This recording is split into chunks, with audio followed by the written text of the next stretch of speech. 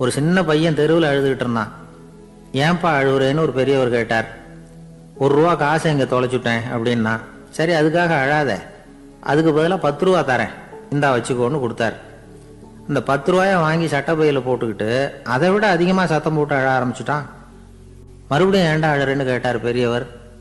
அந்த ₹1 கிடைச்சிட்டுதுன்னா இப்போ என்கிட்ட 11 ரூபா இருக்குமே, இப்போ 10 ரூபா தானே இருக்கு அப்படின்னு சொல்லிவிட்டு அழறான்.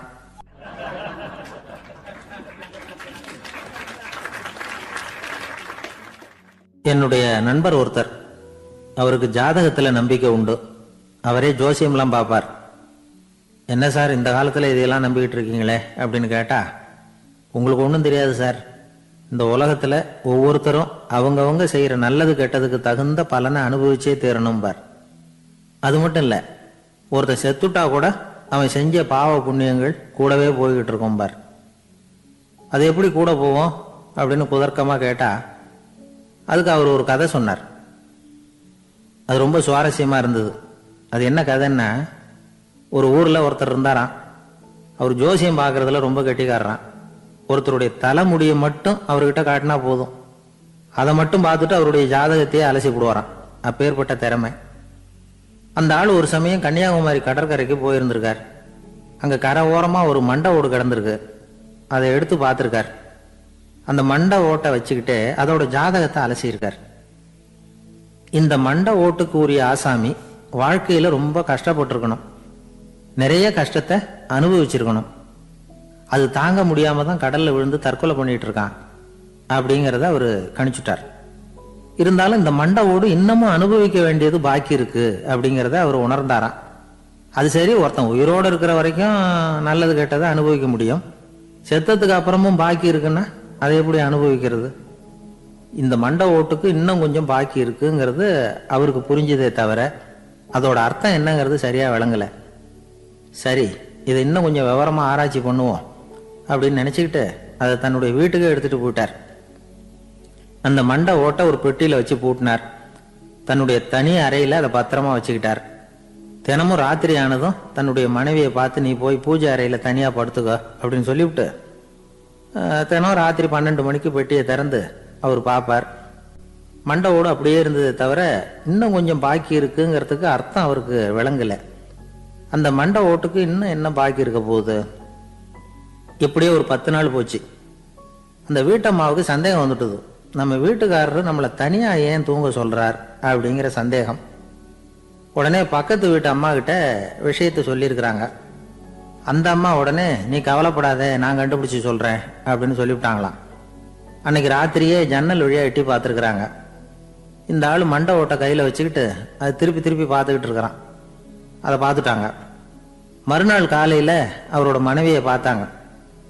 ஏம்மா, உன் வீட்டுக்காரருக்கு நீ முதல் மனைவியா 2வது மனைவியா அப்படின்னு கேட்டாங்களாம். எனக்கு தெரிஞ்ச வரைக்கும் நான் ஒருத்தி தான் அவருடைய மனைவி அப்படின்னாங்களாம் அவங்க. அப்படி இல்லை, நீ அவருக்கு 2வது மனைவி. முதல் மனைவியின் மண்டை ஓட்டை தான் அவர் தினமும் ராத்திரியில் எடுத்து பார்த்துக்கிட்டு இருக்கிறார் அப்படின்னாங்க அடுத்த வீட்டு அம்மா. அப்படியா விஷயம் அப்படின்னு சொல்லிவிட்டு கணவன் வீட்டில் இல்லாத நேரமா பார்த்து அந்த மண்டை ஓட்டை எடுத்து கொண்டாந்து ஒரு உரல்ல போட்டு உலக்கையால குத்தி நொறுக்க ஆரம்பிச்சுட்டாங்க. வெளியில போயிருந்த அந்த ஆள் அப்பதான் உள்ள நுழைஞ்சார். மண்டை ஓடு உலக்கை கிட்ட குத்து வாங்கிட்டு இருக்கு. அது அனுபவிக்க வேண்டியது இன்னும் கொஞ்சம் பாக்கி இருக்குங்கிறதுக்கு அர்த்தம் எனக்கு இப்பதான் புரிஞ்சுது அப்படின்னாராம் அவர். இந்த கதையிலிருந்து நாம இன்னொரு நீதியையும் புரிஞ்சுக்கணும். அதாவது நம்ம வீட்டை பத்தி நமக்கு புரியாததெல்லாம் அடுத்த வீட்டுக்காரங்களுக்கு நல்லா புரியும். இந்த காலத்துல ஒருத்தர் ஒரு நீச்சல் குளத்துல நீச்சல் அடிச்சுக்கிட்டு இருக்கிறார். காவலுக்கு இருந்தவர் அதை கவனிச்சுட்டார். கரையிலிருந்து சத்தம் போட்டாராம், இதோ பாருங்க, இங்க ராத்திரி 8 மணிக்கு மேல நீச்சல் அடிக்கிறது சட்டப்படி குற்றம், அதுக்கு அனுமதி கிடையாது, தெரியாதா உங்களுக்கு அப்படின்னாராம். இதுக்கு அவரு, ஐயோ நான் நீச்சல் அடிக்க வந்தவன் இல்லைங்க, சும்மா சுத்தி பார்க்க வந்தவன், தடுமாறி குளத்துல விழுந்துட்டேன், நீச்சல் தெரியாது, அதனால தத்தளிச்சுக்கிட்டு இருக்கிறேன் அப்படின்னு கத்துனாராம். கரையில இருந்தவர் பார்த்தார். ஓ அப்படின்னா சரி, அதுக்கு ஒன்றும் தடை இல்லை அப்படின்னு சொல்லிவிட்டு அவர் பாட்டு நடந்து போயிட்டாராம்.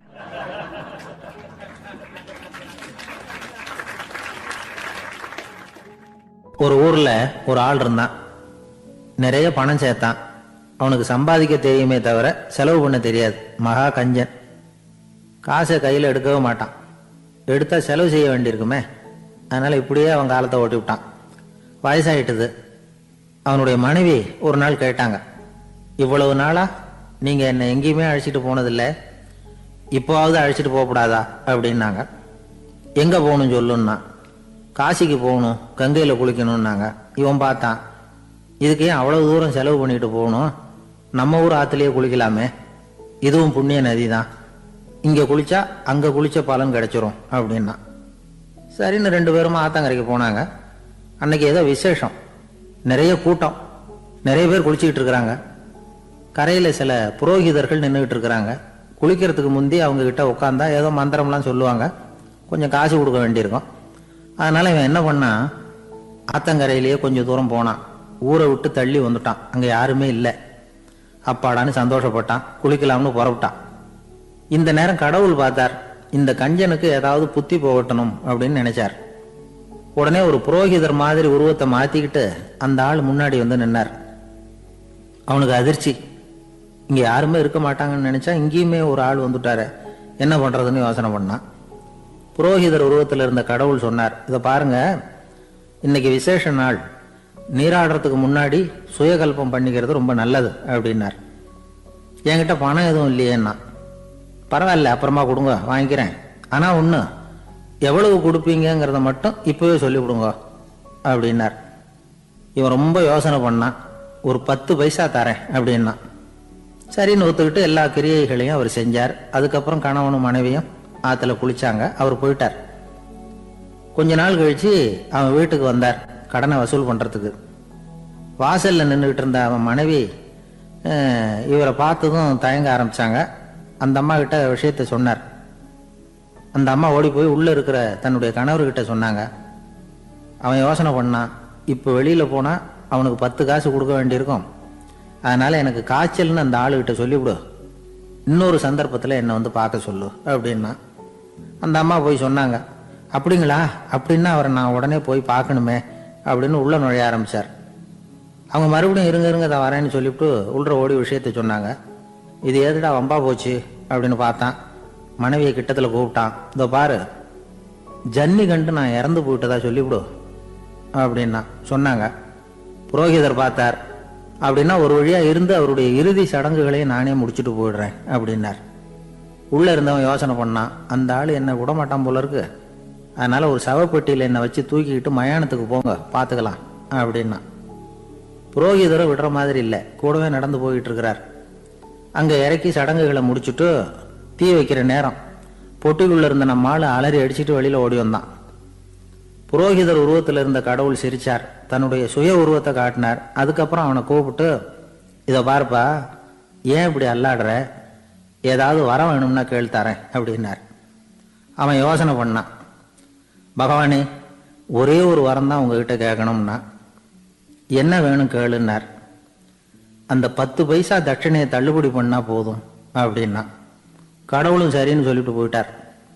இப்படி ஒரு கதையை சுவாமி சிவானந்தர் சொல்லியிருக்கிறார்.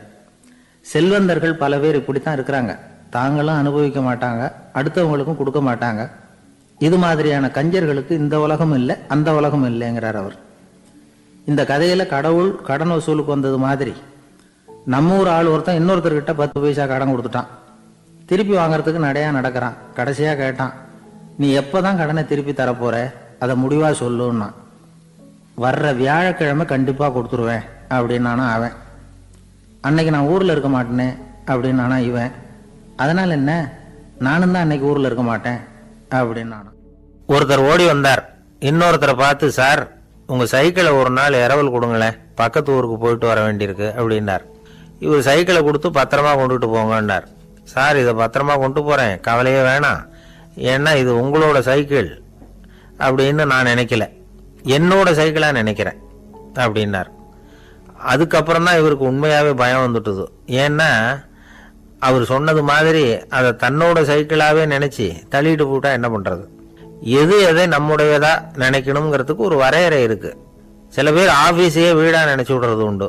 அப்படிப்பட்டவங்க கூட வீட்டை ஆபீஸா நினைக்கிறது இல்லை. ஏன்னா வீட்டில் இவர் ஆபீஸரா நடந்துக்க முடியறதில்ல. இதெல்லாம் ஒரு பக்கம் இருக்கட்டும், இப்போ விஷயத்துக்கு வருவோம். பொறியியல் மேதை டாக்டர் விஸ்வேஸ்வரய்யா இருந்தார் இல்லையா, பாரத ரத்னா விருதெல்லாம் கொடுத்தாங்களே. ஆபீஸ் வேலை வேற, சொந்த வேலை வேற அப்படிங்கிறதுக்கு ஒரு உதாரணமா இருந்தவர் அவர். மைசூர் மகாராஜா கிட்ட திவானா இருந்தார். அவர் ஒரு நாள் அரசாங்க வேலை காரணமா வெளியூர் போயிருந்தார். ஹாசன்கிற ஊருக்கு பக்கத்துல ஒரு பயண மாளிகை, அங்க தங்கிவிட்டார்.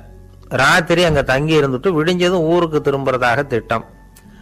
ராத்திரி தூங்குறதுக்கு ரொம்ப நேரம் ஆயிட்டுது. ரொம்ப நேரம் வரைக்கும் அரசாங்க சம்பந்தப்பட்ட வேலைகளையே பார்த்துக்கிட்டு இருக்கிறார். அரசாங்க ஃபைல்கள் நிறைய இருந்தது.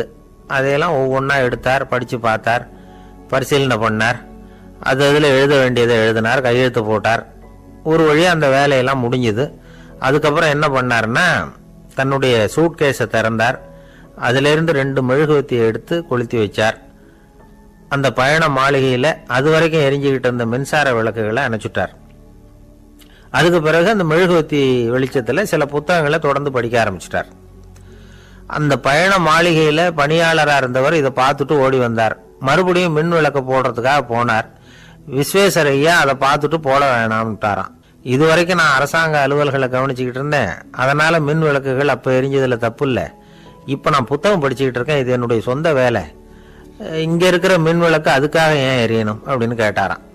இப்போ இருக்கிற சில அரசு பணியாளர்கள் கிட்ட இந்த சம்பவத்தை பேச்சோட பேச்சா சொல்லி பார்த்தேன். அவங்களால இதை ஜீரணிக்கவே முடியல. நேர்மை தேவைதான் சார், அதுக்காக அவ்வளவு தூரத்துக்கு அது தேவையா அப்படிங்கிறாங்க. விஸ்வேஸ்வரய்யா அப்படி பண்ணினது தான் ஒரு நேர்மையாளர் அப்படின்னு இந்த உலகத்துக்கு நிரூபிக்கணுங்கிறதுக்காக இல்லை. தான் அப்படி நடந்து காட்டினா தன்னை சுற்றி இருக்கிறவங்களும் அதை கேள்விப்படுறவங்களும் முடிஞ்ச அளவுக்கு பொது வாழ்க்கையில் அரசு பணியில் நேர்மையை கடைபிடிக்க முயற்சி பண்ணலாமே அப்படிங்கிறதுக்காகத்தான். இப்போவும் சில பேர் இருக்கிறாங்க, இவங்க ஆஃபீஸ் வேற வீடு வேறன்னு நினைக்கிறது இல்லை, அவ்வளவு உரிமை. ஒருத்தர் அப்படிதான், அவருக்கு அவசரமாக 5000 ரூபா தேவைப்பட்டது. ஆஃபீஸு பணத்தை எடுத்துக்கிட்டார். அந்த நேரம் பார்த்து ஆடிட் வந்துட்டுது, ஆப்பிட்டுக்கிட்டார். விசாரணை நடக்குது. அவர் சொல்றார், சார் நான் நேரம் காலம் பார்க்காம ஆஃபீஸில் வேலை செய்வேன், ஏன்னா அதை என்னோட ஆஃபீஸாக நினைக்கிறேன். அவசரத்துக்கு அந்த பணத்தை எடுத்தேன், மறுபடியும் வச்சுடலாம்னு தான் இருந்தேன், அதுக்குள்ளே இப்படி ஆயிட்டுது. நீங்கள் என்ன நினைச்சாலும் சரி, நான் ஆஃபீஸ் வேற வீடு வேற அப்படின்னு நினைக்கிறது இல்லை, அது என்னோட சுபாவம் அப்படின்னார். விசாரணை பண்ணவர் தீர்ப்பு வழங்கினார். உங்கள் சுபாவத்துக்கு மதிப்பு கொடுத்து நானும் தீர்ப்பு வழங்குறேன். நீங்கள் கொஞ்ச நாள் ஜெயிலில் இருந்துட்டு வாங்க, அது உங்களுக்கு கஷ்டமாக இருக்காதுன்னு நினைக்கிறேன். ஏன்னா அங்கே போனாலும் நீங்கள் உங்கள் சுபாவப்படி வீடு வேற ஜெயில் வேறன்னு நினைக்க மாட்டீங்க அப்படின்னாராம். ஒரு நண்பர் சினிமா படம் தயாரிக்கிறவர், அவர்கிட்ட ஒரு நாள் பேசிக்கிட்டு இருந்தேன். அது எப்படி சார் நீங்கள் எடுக்கிற எந்த படமும் கையை கடிக்காத அளவுக்கு எடுத்துடுறீங்களே, அது எப்படின்னு கேட்டேன். அது ஒன்றும் பெரிய விஷயம் இல்லை சார், பெண்களுக்குன்னு சில உருக்கமான காட்சிகள், இளைஞர்களுக்குன்னு சில நடனங்கள், அடிதடி காட்சிகள், அப்புறம் வயசானவங்களுக்குன்னு சில ஆன்மீக காட்சிகள், சின்ன பிள்ளைங்களுக்கு சிரிப்பு, இப்படி எல்லாமும் சேர்த்து நான் படம் எடுக்கிறேன். மசாலா படம்னு பேர். இது ரொம்ப பெருசாக இல்லைன்னாலும் ஓரளவுக்கு சுமாராக ஓடிடும், கையை கடிக்காது அப்படின்னார். இது ஒரு உத்தி. சில பத்திரிகை ஆசிரியர்களும் இந்த உத்தியை கையாளுறது உண்டு. இந்த உத்திக்கு பார்னம் உத்தி அப்படின்னு பேர், பார்னம் எஃபெக்ட் அப்படின்னு சொல்லுவாங்க. அதாவது ஃபீனியஸ் டி பார்னம் அப்படின்னு ஒருத்தர் அமெரிக்காவில் இருந்தாராம். அதாவது 19ஆம் நூற்றாண்டில் அமெரிக்காவில் கொடிகட்டி பறந்த ஒரு சர்க்கஸ் நிறுவனத்தின் அதிபர் அவர். இந்த உலகத்தில் ஒவ்வொரு நிமிஷமும் ஒரு ஏமாளி பறந்துக்கிட்டே இருக்கிறான் அப்படிங்கிறது அவருடைய சித்தாந்தம். ஒவ்வொருத்தரையும் திருப்திப்படுத்துகிற அளவுக்கு அம்சங்களை கொஞ்சம் கொஞ்சமாக கலந்து கேளிக்கை நிகழ்ச்சிகளை நடத்தினது தான் அவருடைய மகத்தான வெற்றிக்கு காரணம். அதனால் அந்த உத்தியை யார் கடைப்பிடிச்சாலும் சரி, அதுக்கு பார்னம் உத்தி அப்படின்னு பேர் வந்துட்டுது. ஜோசியம் சொல்கிறவங்களுக்கும் இந்த உத்தி தான் கை கொடுக்குது.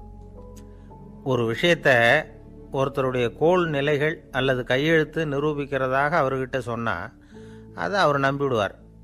ஆனால் அந்த விஷயம் நல்லதாக இருக்கணும், நேர்மையானதாக இருக்கணும், அதாவது பாசிட்டிவாக இருக்கணும். 8ஆம் இடத்துல குரு, 9ஆம் இடத்துல சனி, நீங்கள் ஒரு பெரிய மேதை தான் அப்படின்னு சொல்லுவாங்க. கேட்குறவங்களுக்கு அதை மறுக்கிறதுக்கு மனசு வராது. அப்படி சொல்லும் பொழுது கூடவே என்ன கொஞ்சம் முன்கோபம் அதிகமாக இருக்கும், இருந்தாலும் அது உடனே மறைஞ்சிரும் அப்படின்னு சில அற்ப விஷயங்களையும் சொன்னாலும் அதையும் சரிதான்னு சொல்லி ஒத்துக்குவாங்க. ஆளுமையை எடை போடுகிற ஒரு நிறுவப்பட்ட உத்தியின் மூலமாக தன்னுடைய குணாதிசயங்கள் கண்டுபிடிக்கப்பட்டதாக அவர் நம்புறது தான் இதுக்கு காரணம். இந்த மாதம் பணத்தட்டுப்பாடு கொஞ்சம் இருக்கும், உடம்புல ஏதாவது கொஞ்சம் அசௌகரியம் இருக்கும், வீட்டுக்குள்ளே லேசாக மனஸ்தாபம் வரலாம், இது மாதிரி பொதுப்படையாக சிலதை சொன்னாலே போதும், மக்களை நம்ப வச்சுடலாம். இதெல்லாம் நமக்கு மட்டும்தான் ஏற்படுது அப்படின்னு சொல்லி அவங்க நினைக்கிறது தான் காரணம். இதுதான் பாரணம் உத்திங்கிறது. மனிதர்கள் பாராட்டுக்களை விரும்புகிறதும் விமர்சனங்களை வெறுக்கிறதும் பாரணம் உத்தியின் அடுத்த கூறு. அதனால் ஒருத்தருக்கு ஜோசியம் சொன்னாலும் சரி, அவருடைய ஆளுமையை மதிப்பிடுறதாக இருந்தாலும் சரி, அவரை புகழற மாதிரி இருந்தாலும் சரி, அப்படி இருந்தால் தான் அது சரியாக இருக்கும்.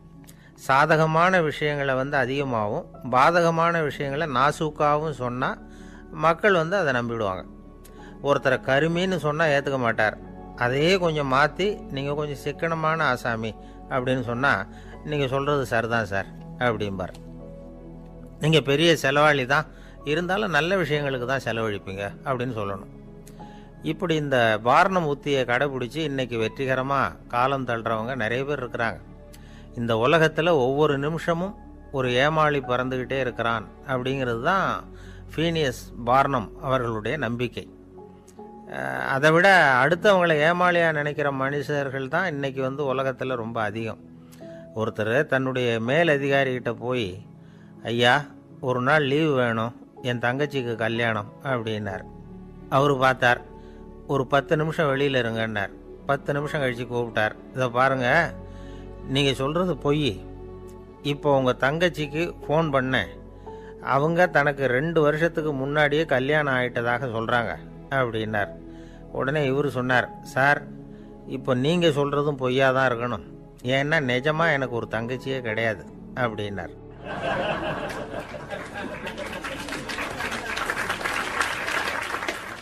ஒரு ஊரில் 4 நண்பர்கள் இருந்தாங்க. 4 பேரும் சோம்பேறிகள். 4 பேருக்கும் எந்த வேலையும் செய்யறதுக்கு உடம்பு வளையறதில்ல.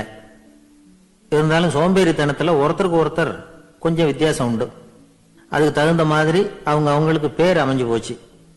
ஒருத்தன் கால் சோம்பேறி, இன்னொருத்தன் அரை சோம்பேறி, அடுத்தவன் முக்கால் சோம்பேறி, கடைசி ஆள் முழு சோம்பேறி. இவங்க 4 பேரும் நண்பர்கள். அப்புறம் எப்படி காரியம் நடக்கும்? 4 பேரும் ஒரு வீதியில் அப்படியே நடந்து போய்கிட்டு இருக்கிறாங்க. நல்ல பசி, எங்கேயாவது சோறு போடுவாங்களா அப்படின்னு பார்த்துக்கிட்டே வந்தாங்க. அவங்க வந்த வழியில் ஒரு ரூபாய் காசு கிடந்தது தரையில். அவங்க கண்ணில் அது பட்டுது. ஆனாலும் அதை குனிஞ்சு எடுக்கணுமே, அதுக்கு சோம்பேறித்தனம். முழு சோம்பேறி பார்த்தான். பக்கத்தில் வந்துக்கிட்டு இருந்த முக்கால் சோம்பேறிக்கிட்ட சொன்னானா, டேய் அதை கொஞ்சம் குனிஞ்சு எடுறா அப்படின்னானா. அவன் என்ன பண்ணான் தெரியுமா? அதுக்கு அடுத்தபடியாக வந்த அரை சோம்பேறிக்கிட்ட சொன்னானா, என்ன எல்லாரும் பேச, நீ அதை கொஞ்சம் குனிஞ்சு எடுறா அப்படின்னானா. அவன் இவனை விட மோசம், அடுத்தவங்ககிட்ட சொல்லியிருக்கிறான். அவனும் குனியறதுக்கு தயாராக இல்லை. ஆக கூடி கடைசியில் யாருமே காசை எடுக்கலை. என்னத்துக்கு அனாவசியமாக உடம்ப வளைச்சிக்கணும் அப்படின்னு எல்லாரும் பேசாமல் வந்துட்டாங்க. அவங்க பாட்டுக்கு நடந்து வந்துக்கிட்டே இருக்கிறாங்க. எதிரில் ஒருத்தன் வாழைப்பழத்தை வண்டியில் வச்சு தள்ளிகிட்டே வந்தான். ரூபாய்க்கு 4 பழம்னு கூவி விற்றுக்கிட்டே வர்றான். இப்போ அந்த முழு சோம்பேறி சொன்னானா, டேய் வழியில் கிடந்ததை ரூபா, அதையாவது எடுத்துக்கிட்டு வந்திருந்தா இப்போ இந்த பழத்தை வாங்கி ஆளுக்கு ஒன்று சாப்பிடலாமே அப்படின்னானா. ஆமாம் சாப்பிட்ருக்கலாமே அப்படின்னாங்களாம் மற்றவங்களும். ஆனாலும் திரும்பி போய் அதை எடுக்கணும்னு யாருக்கும் தோணலை. பேசாமல் சோர்ந்து போய் நடந்து வந்தாங்களாம். இருட்டி போச்சு. வழியில் ஒரு கோவில். சரி இங்கேயே படுத்து தூங்குவோம் அப்படின்னா ஒருத்தன். அதுதான் சரின்னாங்க மற்றவங்களும். அப்படியே மண்டபத்தில் படுத்துட்டாங்க. கோவில் அர்ச்சகர் வேலையெல்லாம் முடிச்சுவிட்டு வெளியில் வந்திருக்காரு. இவங்கள பார்த்தாராம். ஏன் இப்படி சோர்ந்து போய் கிடக்குறீங்க அப்படின்னு விசாரிச்சிருக்காரு. 2 நாளாச்சுங்க நாங்கள் சாப்பிட்டு அப்படின்னாங்களாம். அவர் உடனே ஐயோ பாவம் அப்படின்னு சொல்லி பானை, விறகு, அரிசி, தண்ணி எல்லாம் கொடுத்து நீங்களே சமையல் பண்ணி சாப்பிட்டுக்குங்க அப்படின்னு சொல்லிவிட்டு போயிட்டார். இந்த 4 பேருக்கும் சமையல் பண்ணி சாப்பிட்ணும்னு ஆசையாக தான் இருந்தது. ஆனால் அடுப்பு பற்ற வைக்கணுமே, அதுக்கு தீப்பெட்டி வேணுமே. தீப்பெட்டி இல்லை. இப்போ முழு சோம்பேறி ஆரம்பித்தான். அடுத்தவனை பார்த்து, டேய் கடைக்கு போய் ஒரு தீப்பெட்டி வாங்கிட்டு வாயேன் அப்படின்னு நானா. அவன் வழக்கம் போல் அடுத்தவங்ககிட்ட சொல்லியிருக்கான். அவன் அதுக்கு அடுத்தவங்ககிட்ட சொல்லியிருக்கிறான். கடைசியாக கால் சோம்பேறிக்கிட்ட வந்து சேர்ந்தது. அவனும் அது நம்மால் முடியாது அப்படின்னு பேசாமல் இருந்துட்டான். இப்போ தீப்பெட்டி வேணுமே, அதுக்கு என்ன பண்ணுறது? அவங்களுக்குள்ளே பேசி ஒரு முடிவுக்கு வந்தாங்களாம். அதாவது யார் முதல்ல வாயை திறந்து பேசுகிறாங்களோ அவங்க தான் தீப்பெட்டி வாங்கிறதுக்கு போகணும். அப்படின்னு. அவ்வளவுதான். உடனே 4 பேரும் வாயை கெட்டியா மூடிக்கிட்டு படுத்துக்கிட்டாங்க. அவங்க சமையல் பண்ணி சாப்பிட்டாங்களா என்ன அப்படிங்கிறது அர்ச்சகருக்கு தெரியல. சரி பார்த்துட்டு வரலாமேன்னு வந்தார். வந்து பார்க்குறாரு, இவங்க 4 பேரும் அசையாமல் படுத்து கிடக்குறாங்க. அர்ச்சகர் பயந்துட்டார். ஒருவேளை பசி தாங்காமல் செத்து போட்டாங்களோ அப்படிங்கிற பயம், அல்லது நாம் கொடுத்த உணவுப் பொருளில் ஏதாவது விஷம் கலந்துருக்குமோ அப்படின்னும் பயந்தார். அப்படின்னா நம்ம மேலே பழி வந்துருமே அப்படின்னு நினச்சி நடுங்க ஆரம்பிச்சுட்டார். அப்புறம் அவரும் ஒரு முடிவுக்கு வந்தாராம். கோவிலுக்கு பக்கத்துலேயே ஒரு பெரிய குழி இருந்தது. அதில் ஒவ்வொருத்தரையா இழுத்துக்கிட்டு போய் போட்டார். கொஞ்சம் மண்ணை தள்ளினார். காலால் மிதிச்சார். அவர் மிதிச்ச மிதி ஒருத்தன் அடி வயத்தில் போட்டுவிட்டுது. அவன் உடனே வலி தாங்காமல் ஐயோ அம்மான்னு அலறினான். உடனே நடந்தது என்ன தெரியுமா? மற்ற 3 பேரும் துள்ளி எழுந்திரிச்சாங்களாம். அவனை பார்த்து நீ தாண்டா தீப்பெட்டி வாங்க போகணும், நீ தாண்டா வாங்க போகணும், நீ தான் சத்தம் போட்ட அப்படின்னு சொல்லி ஆரம்பிச்சுட்டாங்களாம். அர்ச்சகர் பார்த்தார். இது பேய் மாதிரி தெரியுதுன்னு நினச்சிக்கிட்டு ஒரே ஓட்டமாக ஓடி போட்டாராம். கிராமப்புறங்களில் இப்படி ஒரு கதையை சொல்கிறது உண்டு. சோம்பல்ங்கிறது நம்ம முன்னேற்றத்துக்கு பெரிய தடை அப்படிங்கிறத நாம் புரிஞ்சுக்கணும். அதுதான் இந்த கதை சொல்கிற நீதி. ஒரு பள்ளிக்கூடத்தில் ஒரு புதுமையான போட்டி நடந்துதான். அதாவது சோம்பேறித்தனத்துக்கு பரிசு. அதில் 2வது பரிசு யாருக்குன்னு அறிவிச்சாங்க. ஒரு பையன் எழுந்திரிச்சு மெதுவாக நடந்து போய் பரிசை வாங்கிட்டான். அடுத்தது முதல் பரிசு யாருக்கு அப்படின்னு அறிவிச்சாங்களாம். அவன் கடைசி வரிசையிலேருந்து கத்துனானா, ஐயா அதையும் அந்த பையன் மூலமாகவே கொடுத்து அனுப்பி வச்சிருங்க, இங்கே வந்தது நான் வாங்கிக்கிறேன் அப்படின்னு. ஒரு ஊரில் ஒரு ராஜா இருந்தார். அவர் ஒரு நாள் காலையில் அரண்மனையில் மேல் மாடத்தில் வந்து நின்றுக்கிட்டு இருந்தார். அப்போ ஒரு ஆள் வீதியில் ரொம்ப வேகமாக ஓடிக்கிட்டு இருக்கான். அதை ராஜா கவனிச்சார். அவன் மனசில் ஏதோ ஒரு தவிப்பு இருக்குங்கிறத புரிஞ்சுக்கிட்டார். உடனே அரண்மனை சேவகர்களை கூப்பிட்டார். அந்த ஆளை இங்கே அழைச்சிட்டு வாங்க அப்படின்னார். இவங்க ஓடி போய் அந்த ஆளை அழைச்சிட்டு வந்தாங்க. மன்னர் முன்னாடி நிறுத்தினாங்க. மன்னர் அவனை நிமிர்ந்து பார்த்தார். எதுக்காக இவ்வளவு வேகமாக ஓடிக்கிட்டு இருக்கிற அப்படின்னு கேட்டார். இதுக்கு அவன் சொன்னா, மன்னா நம்ம கோட்டையின் வடக்கு வாசல் இருக்கு இல்லையா, அது ஓரமா ஒரு பெரிய பாறாங்கல் கிடக்கு. அதுக்கு அடியில் நான் ஒரே ஒரு வெள்ளி நாணயத்தை புதைச்சி வச்சிருக்கேன். அது இப்போ எனக்கு தேவைப்படுது. என்னுடைய மனைவிக்கு ஒரு பரிசு வாங்கி கொடுக்க வேண்டியிருக்கு. அதுக்காக தான் அவசரமாக ஓடிக்கிட்டு இருக்கிறேன் அப்படின்னா. மன்னர் யோசனை பண்ணார். அப்புறம் சொன்னார், அதுக்காகவா இப்படி ஓடுற? பரவாயில்ல, அதை பற்றி கவலைப்படாத. நான் உனக்கு 10 வெள்ளி காசுகள் தர்றேன், வாங்கிட்டு திரும்பி போ அப்படின்னார். இவன் தலையை சொரிஞ்சான். மன்னா, நீங்கள் கொடுக்கறத ரொம்பவும் மகிழ்ச்சியோடு வாங்கிக்கிறேன். இருந்தாலும் அதுக்கப்புறம் அந்த வடக்கு வாசலுக்கு போய் அங்கே இருக்கிற ஒரு நாணயத்தையும் எடுத்துக்கிட்டு போயிடுறேனே அப்படின்னானா. இதை பாருப்பா, அந்த ஒரு நாணயத்தை மறந்துடு, உனக்கு 100 வெள்ளி நாணயங்கள் தரேன் இருக்கார். மன்னா, ரொம்ப மகிழ்ச்சி. உங்கள் மாதிரி தாராள குணம் வேற யாருக்கும் வராது. நீங்கள் கொடுக்குற 100 நாணயங்களையும் வாங்கிக்கிறேன். இருந்தாலும் வடக்கு வாசலுக்கு போய் அதையும் எடுத்துக்கிட்டா 101 ஆயிடுமே அப்படின்னானா. இதை பாருப்பா, அந்த ஒரு நாணயத்தை மறந்துடு, அது எக்கேடாவது கெட்டு போட்டோம். நான் உனக்கு 100 பொற்காசுகள் தரேன், அதையாவது வாங்கிட்டு வந்த வழியிலேயே திரும்பி போடுன்னாரான். தங்க நாணயங்களே தரேன்னு சொல்றீங்க, தாராளமாக வாங்கிக்கிறேன். இருந்தாலும் வடக்கு வாசலுக்கு போய் அப்படின்னு மறுபடியும் ஆரம்பிச்சான். அரசர் வந்து பொறுமை இழந்துட்டார். கடைசியா ஒரு முடிவுக்கு வந்துட்டார். இதை பாருப்பா, உனக்கு என்னுடைய ராஜ்யத்திலேயே பாதியை கொடுத்துட்றேன், அப்படியாவது திருப்தியா திரும்பி போ அப்படின்னாராம். மன்னா, உங்களுடைய பெருந்தன்மைக்கு ஈடு இணையே கிடையாது. தேசத்திலேயே பாதி பிரிச்சு கொடுக்குறேன்னு சொல்றீங்க, அதனால உங்ககிட்ட ஒரு சின்ன வேண்டுகோள் அப்படின்னானா. சொல்லுன்னாராம் மன்னர் ஆர்வமா. இவன் மெதுவா ஆரம்பிச்சான். அப்படி இந்த ராஜ்யத்தை 2ஆ பிரிக்கிறப்போ அந்த வடக்கு வாசல் இருக்கிற பக்கத்தை என்கிட்டயே கொடுத்துருங்கோ அப்படின்னானா. மன்னர் அசந்து போயிட்டார். இந்த கதை எதுக்காகன்னு கேட்டா, மனம்ங்கிறது ஒரு குரங்குங்கிறத புரிஞ்சுக்கிறதுக்காகத்தான். உன்னை பிடிச்சிக்கிட்டா லேசில் விடாது. அப்படிப்பட்ட மனசை அறிவு தான் வழி நடத்தணும்.